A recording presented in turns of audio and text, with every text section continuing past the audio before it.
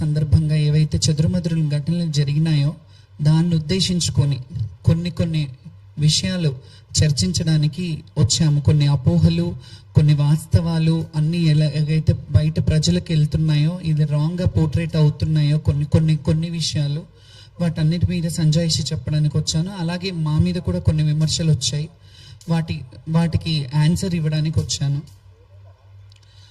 ముందుగా first starting ఏంటంటే, బోనాల పండుగ సందర్భంగా మేము బోనాలు తీసుకెళ్ళడం జరిగింది. మాకు కొన్ని టైమింగ్స్ పెట్టి కొన్ని ఏర్పాట్లు చేసిన సంగతి మీ అందరికీ తెలిసిందే. ముందు మీటింగ్స్కి ఇన్వైట్ చేసి మమ్మల్ని రమ్మన్న సంగతి తెలిసిందే. సో మేము వెళ్ళాము, అక్కడికి టైంకే వెళ్ళాము. టైంకి అంటే 1 to 3 ఇచ్చారు. నేను చెప్పాను ఒక్క పొద్దులతో ఉంటాం, కొంచెం టైం ఇవ్వండి అంటే సరే అని 1 o'clockకి రమ్మన్నారు. దూరం నుంచి వచ్చే వాళ్ళు కూడా ఉంటారంటే 1 గంట నుంచి 3 గంటల వరకు అని చెప్పారు. 1 గంట నుంచి 3 గంటల కంటే సరే అని నేను 1 గంటకి స్టార్ట్ అవ్వబోతుంటే, స్టార్ట్ అయ్యే ముందు కొంచెం నోడల్ ఆఫీసర్ని వేశారు దానికి స్పెషల్గా.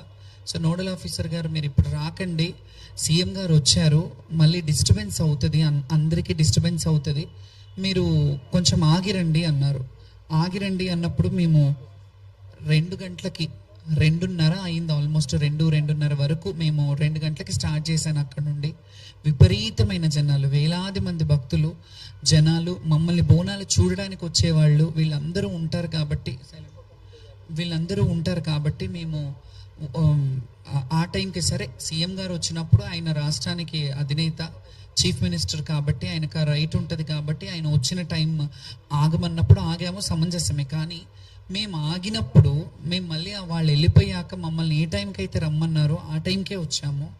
ఆ టైంకి తర్వాత కూడా మరి ఒక పోలీస్ ఆఫీసర్ని ఎస్ఐని పెట్టారు. ఆ ఎస్ఐ త్రూగా మేము వస్తున్నాము. బయట మావురాల పెద్దమ్మ టెంపుల్ దగ్గర నుంచి మొదలుకొని అన్నీ మీరందరూ చూశారు సోషల్ మీడియాలలో, కొన్ని ఛానళ్ళల్లో కూడా మీరు చూసిందే. వేలాది మంది జనం మధ్యలో నేను బోనం తీసుకొని వచ్చాను. బ్యారికేడింగ్ చేశారు, చాలా బ్యారికేడింగ్స్. ఎన్ని బ్యారికేడింగ్ అంటే మీ అందరికీ తెలుసు, దాదాపు 7-8 బ్యారికేడ్స్ ఒకటే లైన్లో. మేము ఎప్పుడూ ఆడుకుంటూ వచ్చే లైన్ అది. ఆ ఒకటే లైన్లో చాలా బ్యారికేడింగ్స్ పెట్టారు. మొదటి నుంచే స్టార్ట్ అయింది అది. ఫస్ట్నే రోప్ పెట్టారు, రోప్ పైకి లేపుతుంటే దాని మీద నుంచి ఇంకా మేము కింద నుంచి వచ్చాము. ఇవన్నీ పక్కన పెడితే మీడియాలో వస్తున్న media in the sense social మీడియాలో వస్తున్న అవాస్తవమైన మా మీద దుష్ప్రచారం ఏం జరుగుతుందంటే, శ్యామల బోనం పడిపోయింది అని చెప్పారు. ఇది శ్యామల బోనం పడిపోలేదు, ఎప్పుడు పడలేదు, అలా పడొద్దని కూడా భగవంతుని కోరుకుంటాను. ఎప్పటికీ ఆ అమ్మవారి శక్తిని ఇవ్వాలని కోరుకుంటాను. ముందుగా ఈ మాట అయితే క్లియర్ చేస్తున్నాను, నా బోనం పడిపోలేదు. అండ్ నేను ఎక్కడ చెప్పలేదు నా బోనం పడిపోయిందని. ఇది వాళ్ళే కొన్ని ఛానళ్ళల్లో, కొన్ని యూట్యూబ్ ఛానల్స్లలో కావచ్చు, సోషల్ సైట్స్లలో కావచ్చు, సోషల్ ప్లాట్ఫామ్స్లో కావచ్చు, వాళ్ళే ఇట్లా బోనం పడిపోయింది, అట్లా జరిగింది, ఇట్లా జరిగిందని చెప్పారు. నా బోనం ఎక్కడా పడలేదు. కాకపోతే ఎప్పుడు వచ్చే విధంగా మాత్రం రాలేదు. ఆటపాటలతో, దప్పు వాయిద్యాలతో అట్లా వస్తుంటే చాలా బ్యారికేడ్స్, అంటే ఒక దగ్గర వదిలేరు, మళ్ళీ ఇంకో దగ్గరకు వచ్చేసరికి ఇంకో బ్యారికేడ్. మీరు చెప్పినట్టు మాతో 5 మందిని పంపిస్తానంటే అది కూడా పంపించలేదు. ఒకరిద్దరినే లాస్ట్ వరకు, ఒకరినో ఇద్దరినో పంపించారు. ఒడిబియ్యం మిస్ అయిపోయాం మేము అక్కడే, ఒడిబియ్యం కూడా వెనక్కి అయిపోయినాయి. సరే ఇవన్నీ అయ్యాయి, సంతోషంగా వాయిద్యాలను పెడతానన్నారు. ఇదంతా తర్వాత చెప్తాను. ఫస్ట్ బోనం పడిపోయిందా లేదా అనే క్లారిటీ ఇస్తా. బోనం పడలేదు. ఇప్పటి వరకు అయితే నా ఇన్నేళ్ల చరిత్రలో, ఇన్నేళ్ళు నేను బోనాలు ఎత్తుతున్నాను, ఎప్పుడు పడలేదు. సో ఈసారి కూడా పడలేదు. కాబట్టి నా ఫ్యాన్స్కి, నన్ను నమ్ముకునే భక్తులకి, వీళ్ళందరికీ నేను ఈ విషయంగా మీకు చెప్తున్నాను ఈ ప్లాట్ఫామ్ విధంగా. ఆ వీడియోస్ కూడా పెడతాను, నేను నా ఇన్స్టాగ్రామ్లో పెడతాను.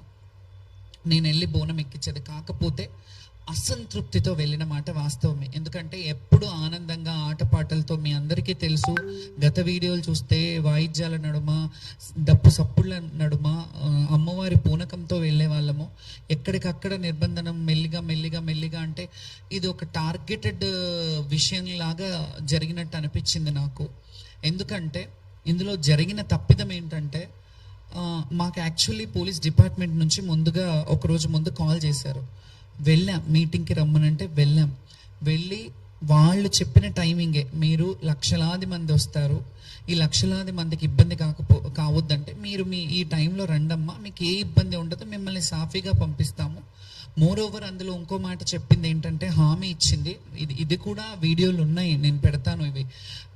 వాళ్ళు ఏం హామీ ఇచ్చారంటే, బ్యారికేడింగ్ పోలీస్ స్టేషన్ ఎక్కడి వరకు ఉందో అక్కడి వరకు మీ వాయిద్యాలతో రండి, అక్కడి నుంచి లోపల వరకు మేము పెడతాము, కల్చరల్ డిపార్ట్మెంట్ నుంచి మేము కల్చరల్ టీమ్ని పెడతాము, ఆ వాయిద్యాలతో మీరు వెళ్దురు కానీ ఎవరు వచ్చినా మీకు ఘన స్వాగతం పలుకుతాం అనే మాట చెప్పారు. ఆ ప్రపోజల్ మేమే అంతకుముందు ఉన్నప్పటి నుంచే పెట్టాము. గతంలో మంచిగా జరిగినప్పుడు మంచిదని చెప్పాము, బాగాలేనప్పుడు బాగాలేదని చెప్తాము. మంచిగా జరిగినా బాగాలేకపోయినా ఎలాగైనా సర్దుకోవాలనే విషయం మీ తత్వం మాకు బోధపడలేదు, ఎలా సర్దుకోవాలి. ఎందుకంటే లక్షలాది మంది వచ్చే భక్తుల్లో మేము ఎన్నో సంవత్సరాలుగా మా జీవితాన్ని అమ్మవారికి అంకితం చేసి, మా జీవితంలో ఎన్ని ఒడిదుడుకులున్నా, ఎన్ని కష్ట నష్టాలున్నా, ఏ బాధలున్నా, ఎండ వాననక ఏది ఉన్నా, ఏది వచ్చినా, ఎలాంటి అవాకులు చెవాకులు వచ్చినా ఖచ్చితంగా సంవత్సరం అంతా ఆషాఢ మాసం ఎప్పుడు వస్తుంది, అమ్మకు బోనం ఎప్పుడు పెట్టాలి, మేము ఎప్పుడు వెళ్ళాలి, మేము ఎప్పుడు అలంకరించుకొని అమ్మకు కనపడాలి. ఎందుకంటే అలంకార ప్రియురం మేము, మా జీవితాలే అమ్మవారి సేవకు అంకితమైన వాళ్ళము. ఈ అలంకార ప్రియుల అనే ఇదిని మేము అమ్మవారిని ఆవహించుకొని అలా అలంకరయ్యి చక్కగా అమ్మవారికి మమ్మల్ని చూసి సంతోషిస్తుందేమో అమ్మ, మమ్మల్ని ఆ బిడ్డలు వచ్చారు, నా బిడ్డలు చక్కగా వచ్చారు. ఎప్పుడైనా ఒక తల్లికి బిడ్డను చూసినప్పుడు వాళ్ళు చక్కగా ఉన్నారు, వాళ్ళు మంచిగా ఉన్నారంటేనే, వాళ్ళు హెల్త్గా వెల్త్గా అన్ని విధాలుగా బాగున్నారంటేనే అమ్మకు ఆనందం. అట్లాగే మేము అమ్మ బిడ్డలం కదా, మా తల్లిదండ్రులు అది ఉన్నా జీవితంలో వివక్షతకు గురైన జీవితాలు మావి. ఎవరికీ తెలియదు మా లొసుగులు ఏముంటాయి, మా మంచి చెడ్డలు ఏముంటాయి, మేము ఎలా అనుభవిస్తుంటాం, మా జీవన విధానం ఏంటి, మా జీవన శైలి ఏంటి ఎవరికి తెలియదు. మేము అలంకారం చేసుకొని వస్తాం, వాళ్ళకేంటి అన్నట్టుంటారు. కానీ మేము కూడా ఎవరి ముందు అలా ప్రొజెక్ట్ చేయొద్దు అనుకుంటాం. ఎలా అంటే, మాకేదో సింపతి చూపించాలి, ఎవరో వచ్చి సింపతి చూపించాలని ఏ రోజు ఆలోచించాం. మేము స్ట్రాంగ్గా మా హక్కు, మా రైట్, ఇది బోనాల కల్చర్ని రిప్రజెంట్ చేయడం మా హక్కు. బోనాల పండుగని ముందుకు భావితరాలకు చూపించాలి. ఈ కల్చరల్గా హిందుత్వంలో ఉన్న ఈ బోనాల పండుగ ఏదైతే ఉందో, బడుగు బలహీన వర్గ బిడ్డలు ఏదైతే చేసుకుంటున్న పండుగ ఉందో, ఈ పండుగని మేము చూపించడానికి ముందు భావితరాలకు చూపించాలి. ఇలా ఉంటాయి దేవాలయాలకు కట్టుబడి, మేము దేవాలయాలకి ఎలాగైతే మేము కట్టుబాట్లు ఉండి కొన్ని దేవాలయాలని ప్రమోట్ చేస్తున్నాము, అవన్నీ గతంలో చూసినట్టయితే ఇన్ని వేల లక్షల మంది వచ్చేవాళ్ళు కాదు కదా. కొంతవరకు జనాలు వచ్చేవారు, జాతర అంటే జాతరలా జరిగేది. మేము ఎంతమంది 2004 పేపర్ కటింగ్స్ కూడా చూపిస్తాను.